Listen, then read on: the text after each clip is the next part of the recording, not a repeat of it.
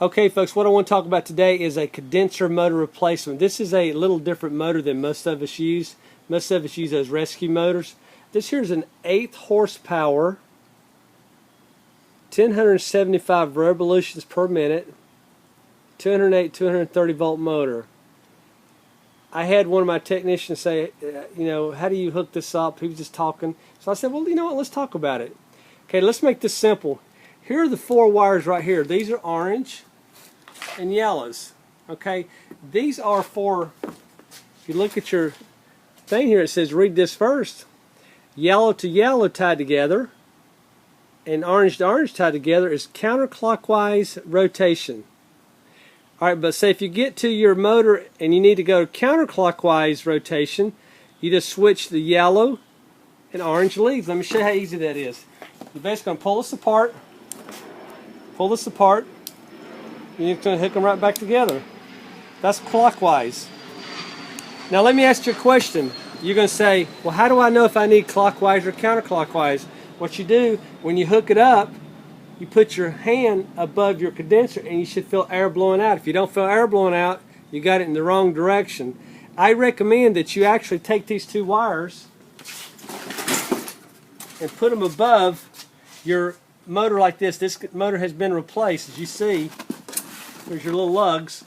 And take a tie wrap and just strap it up there and it'll be nice and neat. It'll be fine. Now let's talk about the wiring. Alright, so now we've eliminated these 4 wires. So now what we've got here is 3 wires left. We have a brown wire, which is for the capacitor, and they make it easy on you. They've got a stake iron on it. See that? Plug it right straight on top of the capacitor. Here's your 240 volt lead wires. And now one thing I'm going to point out on the diagram, it says L1 for the black and for the white L2.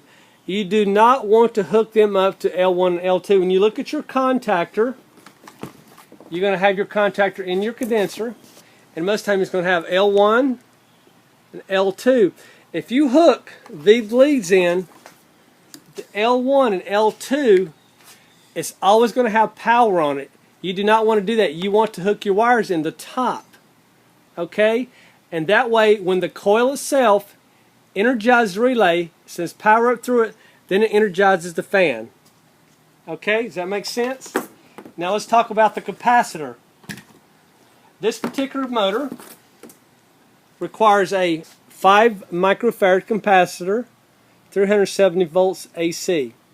Now, when you see this 370 or 440, it doesn't really matter if it's 440 or 370. What matters is the 5 microfarad. Okay? You can't put a high microfarad or a lower, it'll burn your motor up and it'll shorten the life. Now let's talk about this a second. So we're going to take this brown wire and we're going to hook it up to, let's say we have a combination capacitor. You're going to take your brown wire, you can hook it up to your fan. If you look at this very closely, it's going to have C for common, fan, and hermetic, H herm. You're just going to plug it in like that right there. Alright, now that's if you have a dual capacitor. Of course you got your common, it's going to your contactor, and you got your hermetic wire going to your compressor.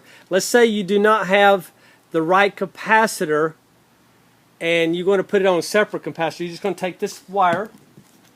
This is the 5 microfarad capacitor actually called for. And you see this one even says 440, 370.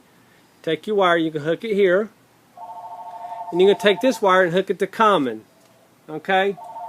So now let's go over here and let's look at an actual motor itself. Here is a motor that's coming in. It's coming in. And the only difference between this wire and the one motor I just showed you, this wire is yellow, but you see the black one and you see the brown one. Brown always goes to the capacitor. See? And it's going to always go to the fan part of the capacitor. So the brown wire always goes to a capacitor. Now let's talk about the black wire. The black wire coming here is going to go to right here. What I told you a while ago, it's going to T2, which is top of the contactor. Now this particular yellow wire, which is the white wire over there, I told you it goes to T2. I want you to look at this real close. You just got a jumper wire from common, this is common, from here to here. So I could basically, if I wanted to, take it and put it right here. That's what I wanted to do. They're just trying to make it easy for you to hook up these motors. Folks, you know, hooking up these motors is not that complicated. Look at your diagram, study for a couple of minutes, make sure you got the right capacitor, look at what you have, and take your time and hook it all up. If you have any questions on how to hook up a condenser motor, just give me a call at Jones Air Conditioning, 239-596-5855. Go to jonesairconditioning.com, and if you like this video, please share, please subscribe, and please comment. Thank you.